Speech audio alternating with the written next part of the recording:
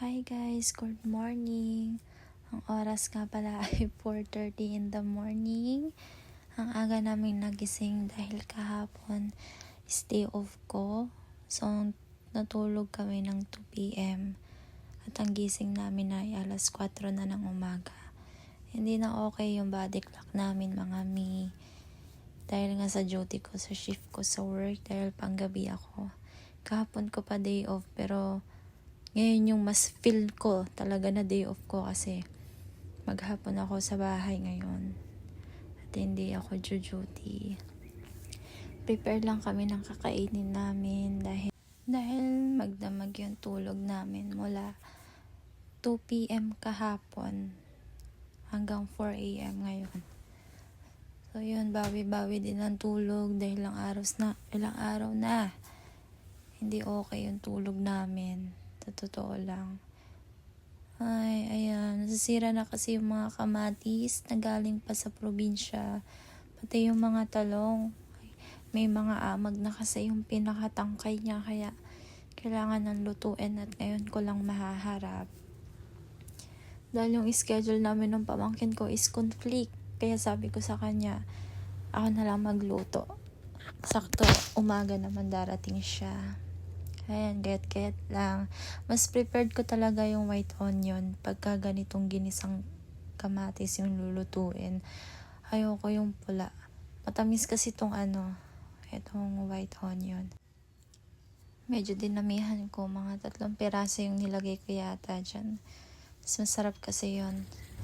Ayan, lilinisan ko na itong mga kamatis. Yung iba pa overripe na kaya kailangan na talagang lutuin kasi sayang naman. Bagong pitas yan nung binili namin ni nanay. Ayan, medyo mainit din kasi dito sa bahay kaya 1 week, ayan, nahinog na siya. Yung iba kasi dyan is green pa nung binili namin kasi alam namin na hindi namin maaasikaso agad na lutuin. Guys, sobrang miss ko na tong lutong ginisang kamatis.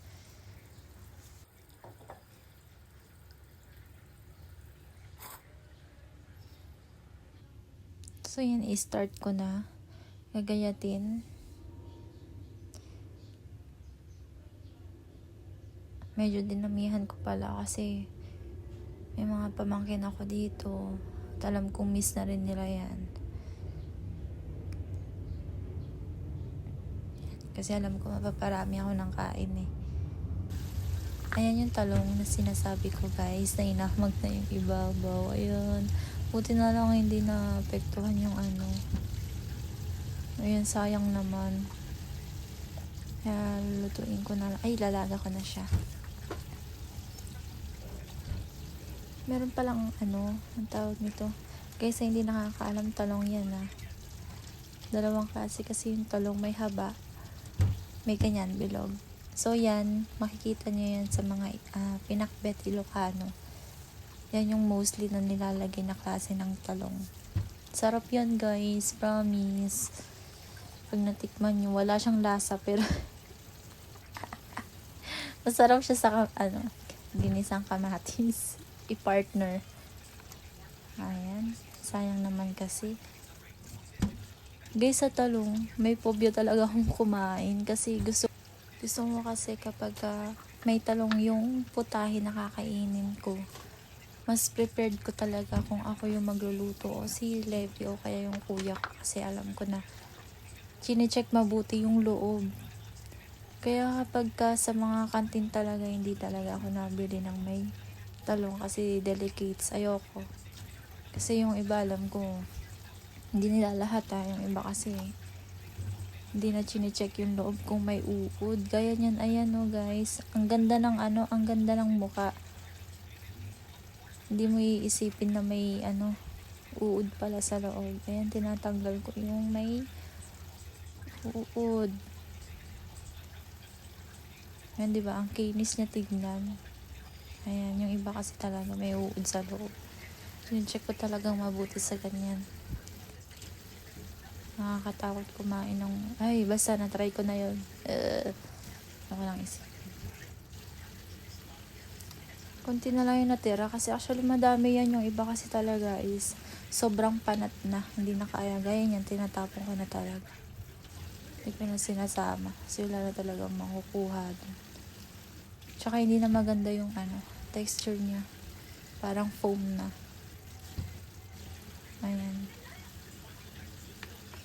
Bagong pitas din yan, guys. Pero ngayon may uod na. Ayan, okay na. Pwede na siyang ilaga. Ayan yung mga may uod na itatapon ko. Iniwalay ko na. Ayan, ready na ako magluto. Magpapanggap na ako. Joke. Ayan yung mga ganyang luto lang yung kaya ko. Yung mga basic. Hindi ko kaya yung may mga dami, chichiboreche.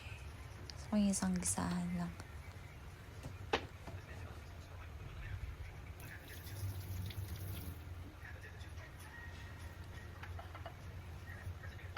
Yan ang una ko igigisa dyan. Pagka mainit na yung mantika is yung bawang. Yan kasi yung maamoy, mabango.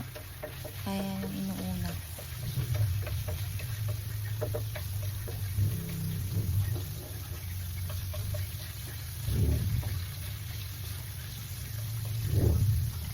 Medyo matagal uminit yung non-stick kasi induction yung ilalim. Tapos sakalan ko siya niluto. Pero pagka yun umilit naman, mainit talaga literal kasi bakal na yung ilalim. Ayan. So yung ininext ko dyan is yung tagal naman.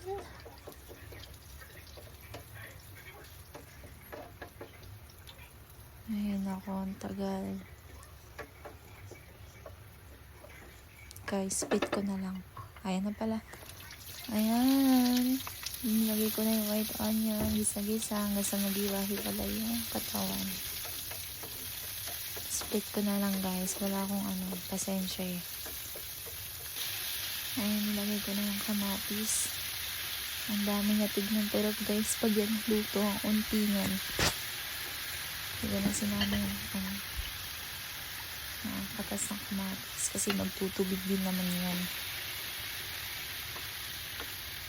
Yung din yung sobrang matubig kasi wala yung lasa ng kamatis. Ayan. Halo-halo ang inday. Okay, split ulit. Medyo matagal. At ayan, tatakpan ko para madaling lumambot. Ayan na guys, lumambot na siya. Konting-konti na lang, pwede na. Matatapos na.